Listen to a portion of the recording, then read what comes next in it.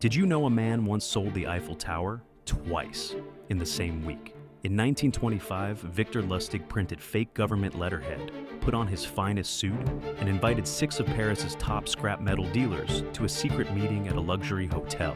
He told them the French government needed to sell the Eiffel Tower for demolition. Too expensive to maintain. Very hush-hush. Please don't tell the press. One dealer, a man named André Poisson, paid him the equivalent of $70,000 in cash. Then Lustig vanished to Austria. Here's the part that makes this story almost impossible to believe. Poisson was so embarrassed that he'd been fooled that he never called the police. He told no one. So, Lustig came back to Paris and ran the exact same con on a second dealer. Later, he sat across from Al Capone and talked the most dangerous man in America out of $50,000. He was eventually caught, not for the Eiffel Tower, for counterfeiting American currency. Some men are just built different.